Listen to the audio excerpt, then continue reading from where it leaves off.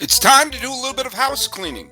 We're going to be playing parts of Locked On MLB episodes that didn't make it into the final cut, but we're sharing them here as part of an off-season grab bag. Let's get ready. It's Locked On MLB.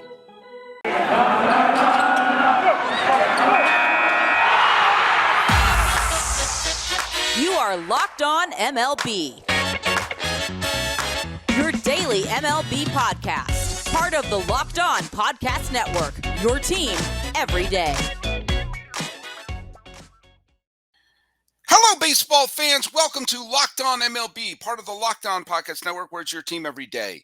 This is the daily podcast. We talk about all of Major League Baseball. I'm your host, Paul Francis Sullivan. As you can tell from the lower third here, if you're watching me on YouTube, you can call me Sully. Thank you for making Locked On MLB your first listen, as we're available for free on all of your podcast catchers. We're also available here on YouTube. You can follow us on Twitter and Instagram at Locked On MLB Pods. When you're at home, you can tell your smart device to play podcast Locked On MLB or check out some of the other great shows on the Locked On Podcast Network, including Locked On Dodgers and Locked On Cubs, and you'll find out why I'm bringing those up right now in just a little bit. You can also follow me. You see right there on Twitter. I'm at Sully Baseball on Twitter. Sully Baseball Podcast on Instagram. This is going to be on the Sunday, the 14th day of November 2021 is when I'm dropping this episode. And I'm dropping it today for a couple of reasons. First of all, last week, as I said, things got a little hectic. I only got 4 episodes in. So this week I'm giving you 6. So in my head,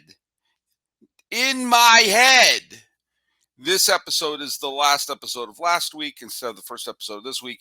It all makes sense in terms of bookkeeping. And I just, I don't want to not give because this is the off season and this could be a potentially weird off season. We are absolutely, completely kamikaze pilot heading towards a potential lockout, which means we could potentially have a real flurry of activities in the free agent market and trade market before a lockout in a couple of weeks. And then we could have a whole big old pile of nothing. And so when that comes around, we here at Locked On MLB, the whole staff here, and they're all off screen, my staff that works around the clock on this podcast, we need to start delivering you some baseball content, even if it is about reporting games or trades or free agent signings or awards or anything like that. We're going to have to come up with something to do. And so one thing I decided to do a few days ago is I decided to do some cleaning, not just in my home, but also on my computer.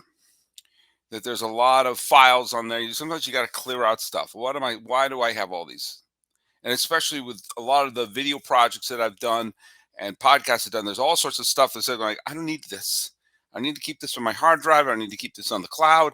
I need to keep this in any folders. Just get rid of some of this stuff, or just dump them onto these little things, these little, drives, and keep them in a folder so the computer isn't bulging at the sides. Well, here's an interesting thing that happens. I do 5 of these a week all year long. Okay. I have a bunch of really great guests on, and I try to make these podcasts between 30 and 40 minutes. Sometimes a little less, sometimes a little more, but that's generally in the ballpark of what we do here. And sometimes, and I'd like to make sure that there's some at least relative cohesion with the show. We're talking about a topic, we try to stay on topic, but I digress a lot. I go off on what my mother and father used to call trickles, like a conversation has little trickles, and it trickles off to this and to this lake and to that lake, and suddenly you wind up saying, how did we wind up talking about this? Oh, yeah, because it trickled over there.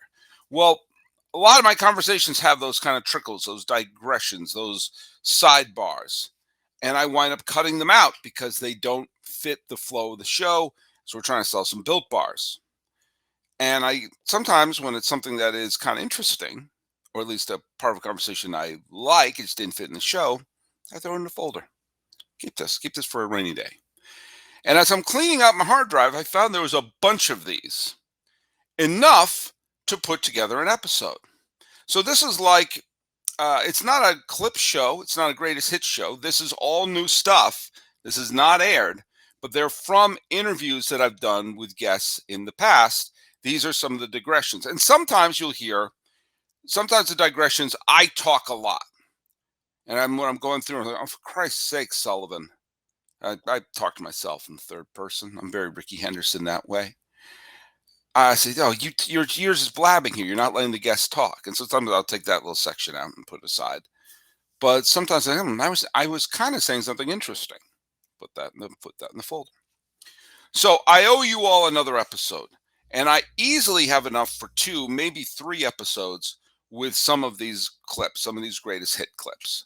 So what I'm going to do right now is I'm going to play you 3 digressions with guests that I had on from earlier in the year. These are 3 points where we went off on a little bit of a tangent that just did not fit the episode, but I think you're going to enjoy them.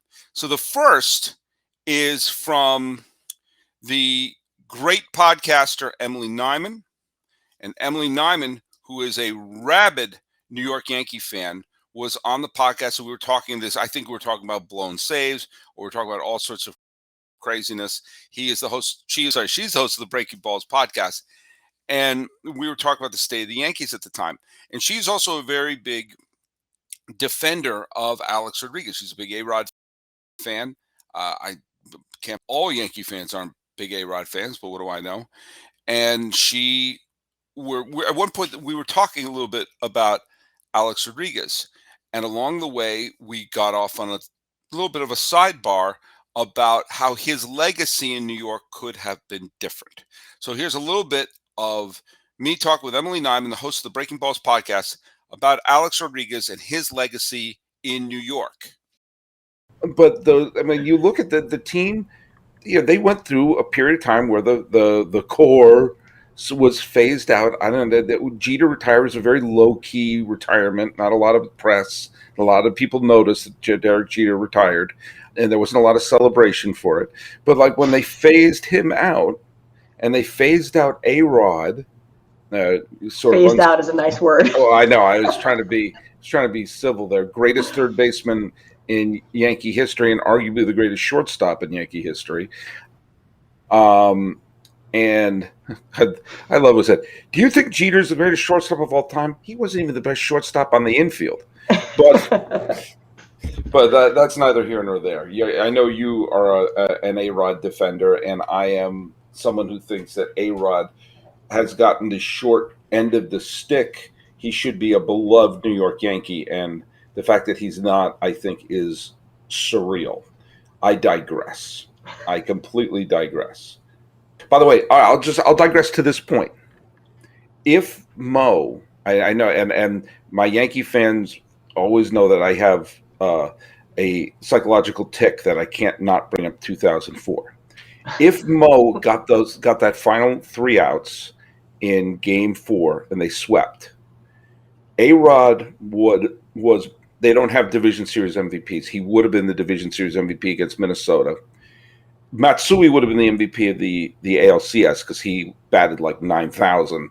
But A-Rod had a gigantic OPS and hit a couple of key home runs. And the Yankees would have just made mincemeat of that Cardinals team. And A-Rod probably would have had a bunch of hits in that World Series.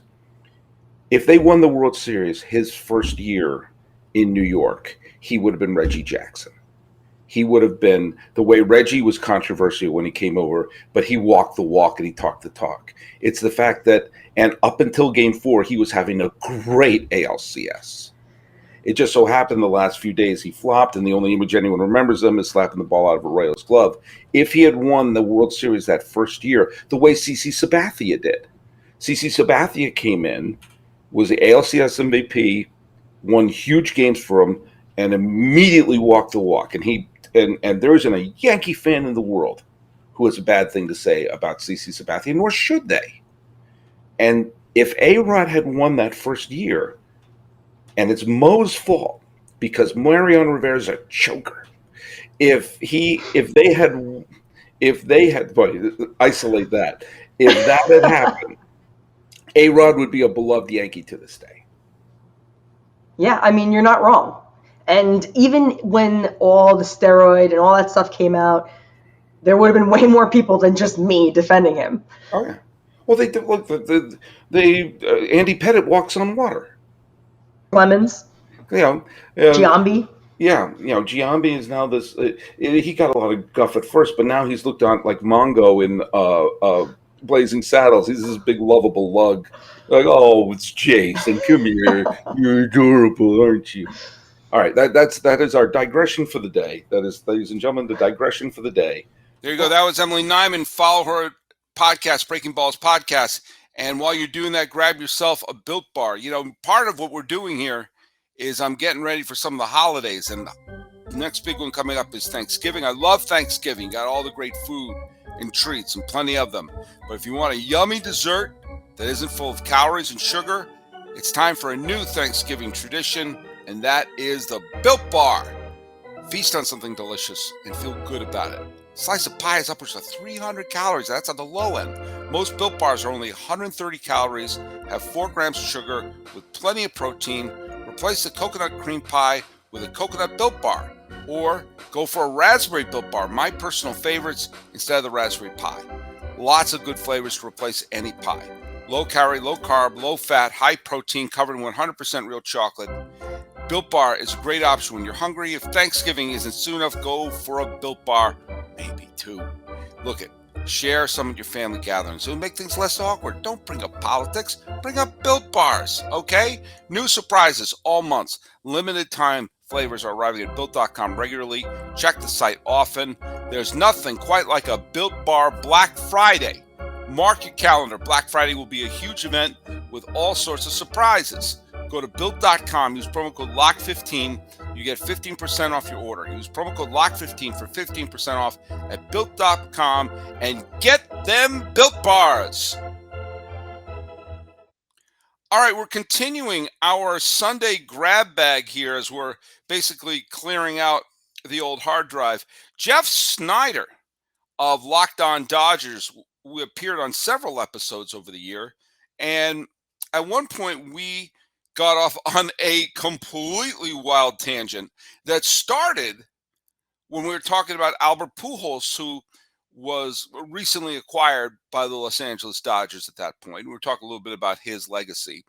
And we wound up talking about things like the great moments for playoff moments that the losing team had.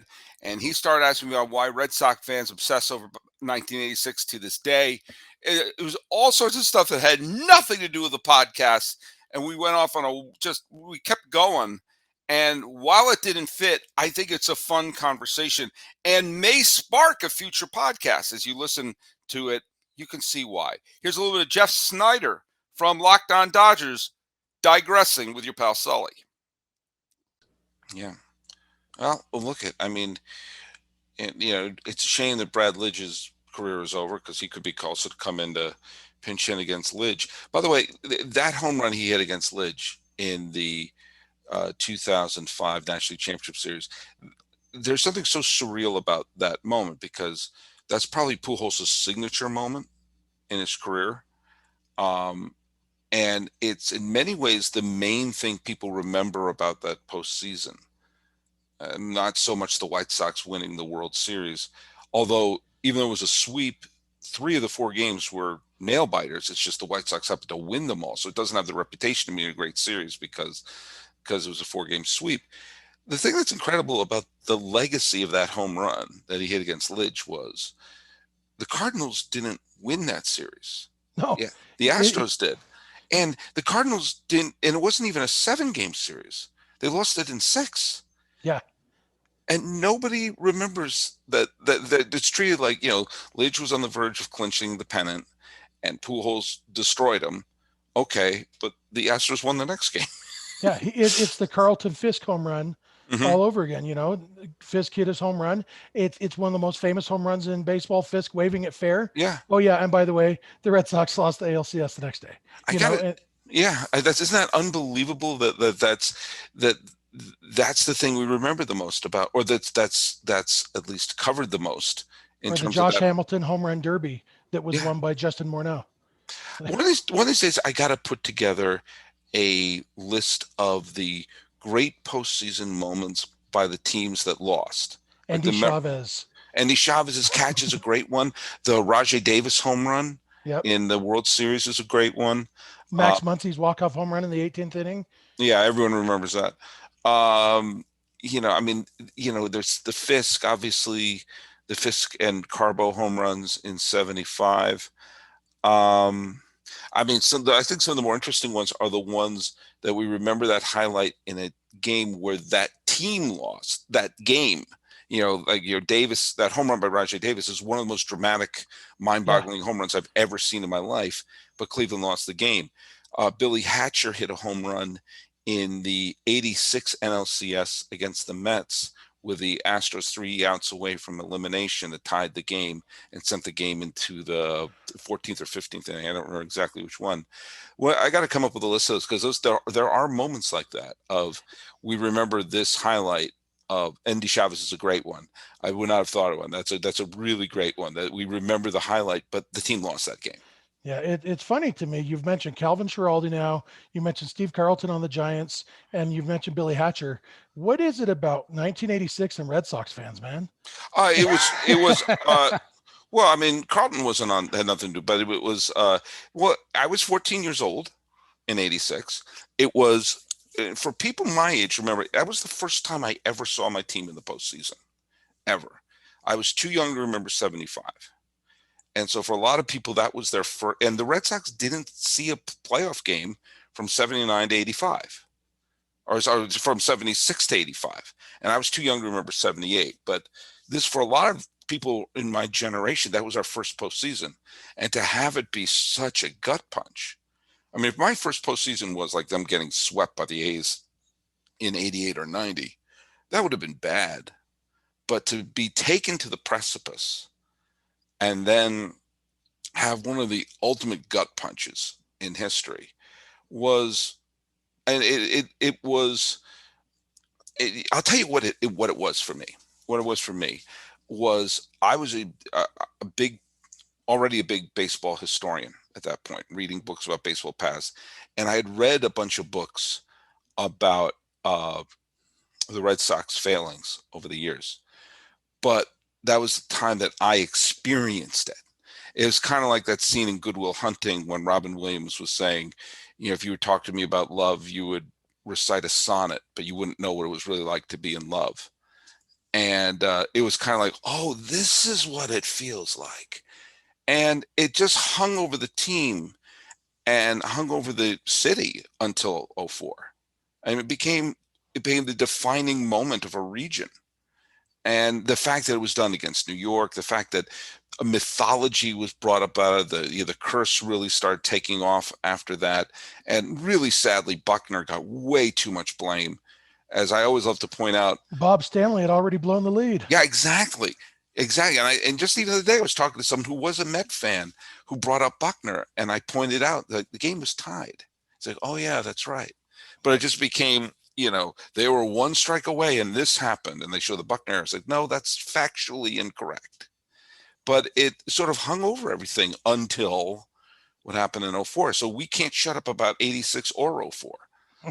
But it's much more fun to bring up 04 than it is to bring up 86. Absolutely. Hey, I'm going to say a bunch of names to you, and you have to tell me what they have in common and why I may also say Albert Pujols' name with this group. Okay. Jim Bunning, Gary Carter, Kiki Kyler, Ricky Henderson, Tony Lazzari, Ernie Lombardi, Rabbit Marinville, Juan Marichal, Frank Robinson, Jim Tomei, and possibly Albert Pujols. What do they all have in common? Gary Carter was actually pretty decent for the Dodgers, but yeah, they all they're guys who are Hall of Famers for somewhere else, but played with the Dodgers at the end of their career. One season with the Dodgers. And I did not include Greg Maddux in that list because he had two stints with the Dodgers. He had two different stints with it, but he finished his career with the Dodgers. Maddux finished his career with the Dodgers. Oddly, Juan Marichal finished his career with the Dodgers. I think Eddie Murray finished his career with the No, Dodgers. Murray went to the Indians after the Dodgers. No, but then he came back with a cameo in 1997. Did he with the Yeah. Dodgers? Yeah, with LA. 1997 was my lost year. 1997 is the only year of my life that I didn't watch a single baseball game. Well, there you go. Well, he did finish his career with the Dodgers. He played 9 games. Towards the stretch, they picked him up to be a pinch hitter. Okay. Yeah. And he went 2 for 7. Back to our postseason talk. Here's my question for you. Mm-hmm. I'm sure you'll know this one, but your listeners might not. Who is the only player to win a World Series MVP for a losing team? A World Series MVP? World Series MVP for the team that lost. Yeah, the that's World Series. Bobby Richardson, 1960.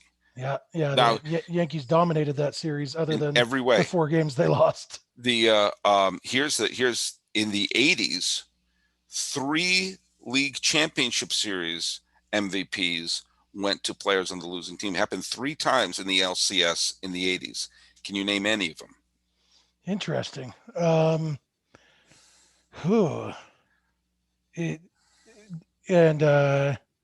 Not American or National League. It happened in both leagues. It happened once in the American League and twice in the National League. Interesting. And I already mentioned one of the series. Was Billy Hatcher one of them? Not Billy Hatcher. You have the right series. You have the right series. Okay. Mike Scott. Mike Scott is one of them. Okay. And he hung like a specter all over that game 6 that went 16 innings because he was going to pitch game 7 and the Mets couldn't touch him in games 1 and 4. And he was going to pitch game 7. And everyone knew if it went to game 7, they would have to face Scott. And so that's why that felt like a game 7. But yes, Mike Scott was one of them. Interesting. Let's see. I'll give you a chance to tell me the years. 1982 and 1987. Okay, 82 was right before I started watching baseball. I was only 5 years old that year. Okay. Was it American League or National League? American League. Okay, so it was whoever the. And it was. I'll give you a hint. It's someone that when you hear his name, you would think Red Sox. Interesting. But it wasn't with the Red Sox. Red Sox legend.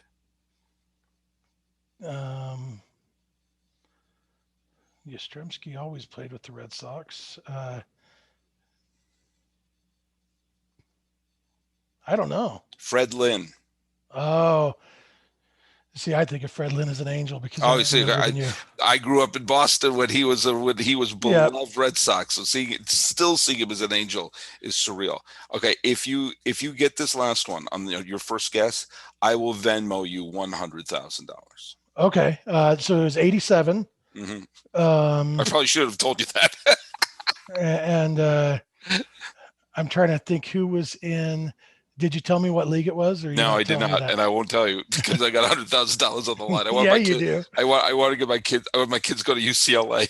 I want to tell my kids they're on their own for college, and I want to spend $100,000.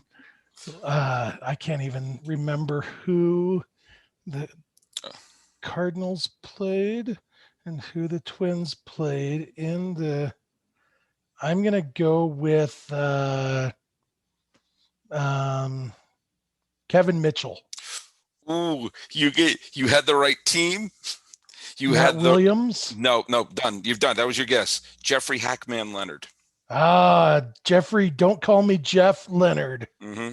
He hit 4 home runs in that series against St. Louis. Man, I was so close. I was when I saw you. I got Giants outfielder and everything. I know. To be fair, Mitchell played third base for that Giants team. Matt Williams was called up, but he was a year too soon, and that's when they acquired Mitchell to play third base. But okay. But yeah, it was Hackman Leonard. Huh. There you go. Well, there you have it. You have it. I will tell you, someone should have won the MVP on a losing team in the World Series in 2002. It should have been Bonds. Bonds was the most valuable player of that series.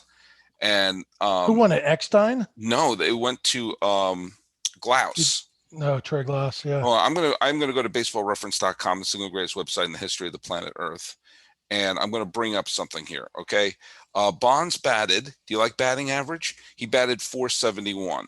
Do you like on base percentage? His on base percentage was .700. You like slugging? His slugging was 1.294. Do you like OPS? His OPS was 1.994.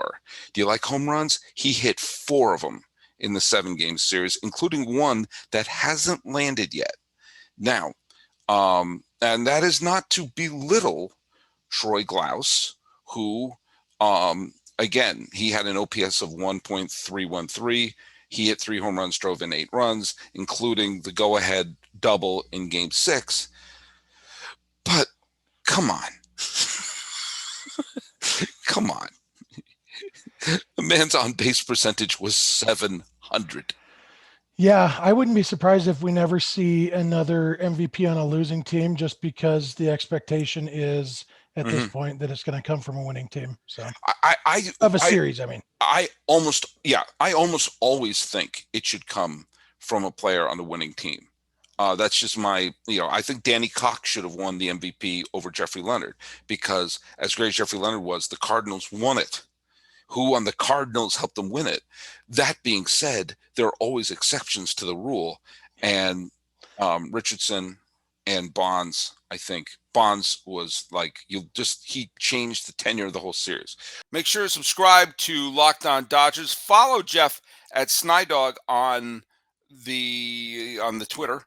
Also, if you have any ideas on that topic that we covered about of great moments for the teams that lost a playoff series in the postseason, and more specifically, great moments for a team in a game that they lost, like the Rajai Davis home run, like the Endy Chavez catch, those great moments that will, or was it DJ LeMahieu got a game-tying home run with a pennant on the line in 2019, I believe it was, when the Yankees lost to Houston. It ended on the Altuve home run, but I believe it was LeMahieu got the tying home run in the top of the ninth. Moments like that. So if you have anything like that, go post it here at Sully Baseball on my Twitter handle, and that'll be part of a future episode.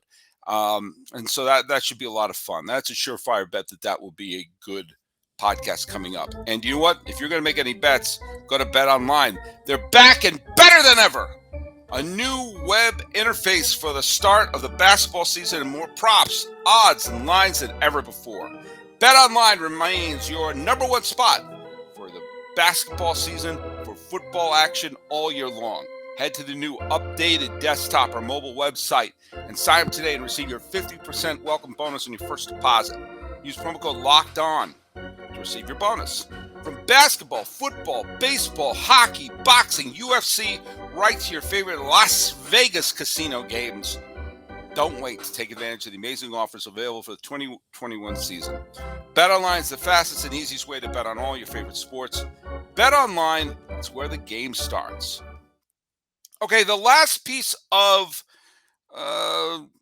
house cleaning we're going to do is when Joe Kilgallon became the brand new host of Locked On Cubs.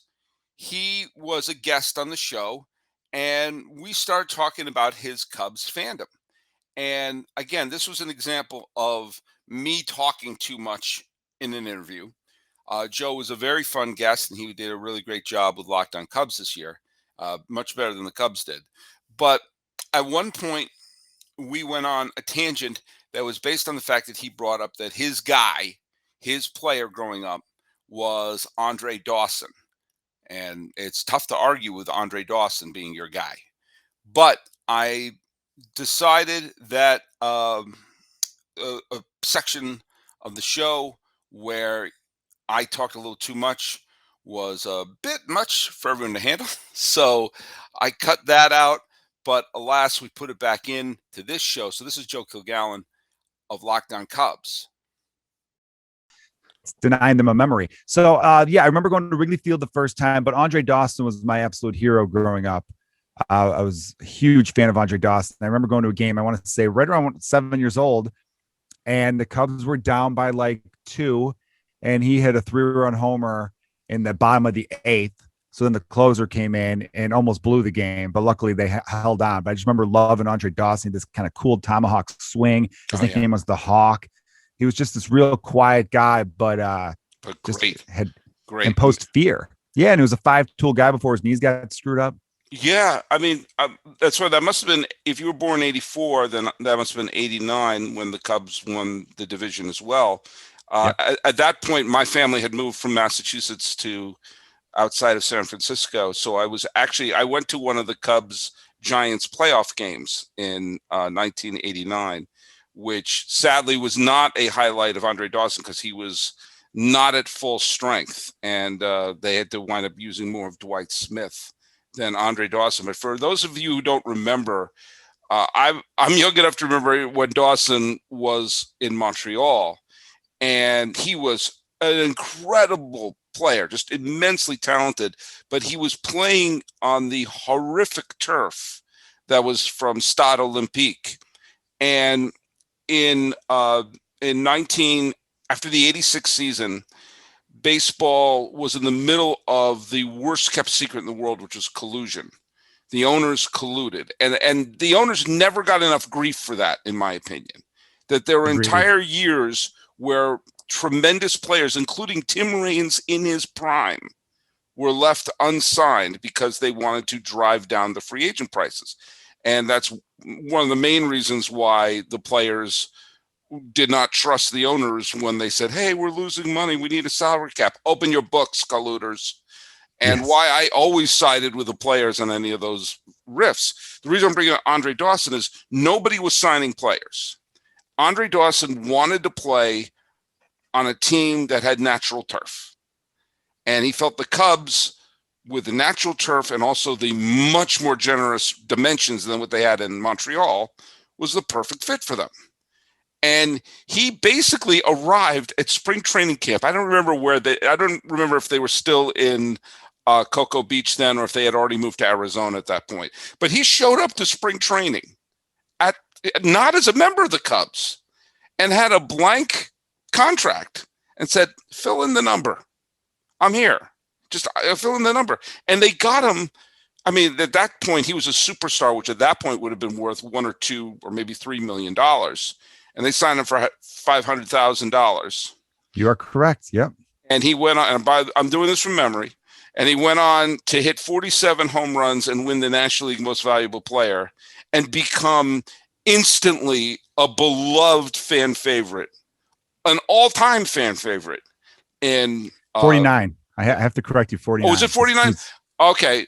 He's close to 50. He missed a couple games. Yeah, see, I guess I flip-flopped because I thought George it was Bell. McGuire hit. I thought McGuire hit 49 and Dawson hit 40. But do you know what? I'm going to defer to you. If I could correct you, only because I'm obsessed with Dawson. I know I respect your knowledge. Everything you just said was dead on and very impressive. 47 was George Bell, who was AL MVP in 87. Dawson was 49, NL MVP. But you're right, Mark McGuire, who was Rookie of the Year, also had 49. So Dawson, McGuire, 49, George Bell, 47. Well, this goes to show something I've been saying for a long time about my fandom. And that is, some people say, oh, you must know every single stat. I said, no, I don't. I know the stories behind the stats. I just don't. Yeah, but I'll have to pick up. I'll have to go to baseballreference.com, the single greatest website in the history of the planet Earth, in order to figure out the exact number. But there you go. But yeah, that was Dawson. The thing about Dawson that was incredible. I didn't expect to be talking about Andre Dawson, but you brought him up, and he was one of my favorite players. And in his prime, both when he was with Montreal and in his few great years he had in Chicago, the only way to describe his swing was it looked like a helicopter blade. It just was level and so fast. Gary Sheffield had a very similar swing in his prime. Gary Sheffield and Andre Dawson had very similar swings. I should get my buddy Gar Renes, the batting stance guy, to come in and show the difference between Dawson and Sheffield. But Dawson was taller. Dawson was more physically imposing. He was kind of like, Dale, friend of the podcast, Dale Murphy or Dave Winfield. He was like super tall and was the muscular. Before things got interesting and injected, there used to be, you'd be muscular, but it would be kind of lean muscle. It wasn't like big, he didn't look like, Dr. Banner angry. He just looked like a lean, he almost like swimmer's body, but muscular, and the bat speed for Andre Dawson was just terrifying. It was absolutely terrifying, and it was such a level swing. And as if you watch the clips, people go to YouTube, watch the clips of Dawson, and then watch the clip of Sheffield, and you'll see they both had that super level helicopter blade swing that if you're a pitcher, you're just like, oh, buddy. Oh, yeah, he boy. killed the fastball. He hit anyone's fastball. He hit a home run off of Roger Clemens in the 91 All-Star game in Toronto. And it was a fastball. Yeah. And he just cranked it out to deep center. Must have went 450, 460. And I remember hearing a story about him hitting a home run off of Nolan Ryan once. And Nolan Ryan would kind of stare you down as you rounded the bases. Yeah. Being Nolan Ryan. I guess he had so much respect for Dawson, the way Dawson played the game, that he just didn't even stare at him, just kind of like let him jog the bases without any real intimidation. I don't care if you're a Hall of Fame pitcher or not. There's no shame in giving up a home run to Andre Dawson. Hey, thanks, Joe. Great conversation we had. Thanks, Emily Nyman. Thanks, Jeff Snider, for all the great times. And by the way, thank you all for making Locked On MLB your first listen. And we're available on all your free podcasting catchers there. And your second listen should be Locked On Bets. It's your daily one-stop shop for all your gambling needs. Locked On Bets, hosted by your boy Q, with expert analysis and insight from Lee Sterling. Well, I'm going to have a couple of more cleaning out the hard drive episodes coming up as we're seeing some of the conversations, I think, where we hit some interesting points.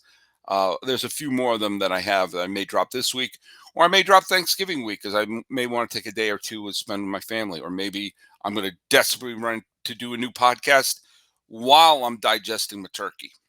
But this has been Locked On MLB as an apology episode for not getting 5 in last week, getting 6 in this week, including clearing out some space here on the old hard drive on the 14th day of November 2021. I'm your host, Paul Francis Sullivan. Please call me Sully.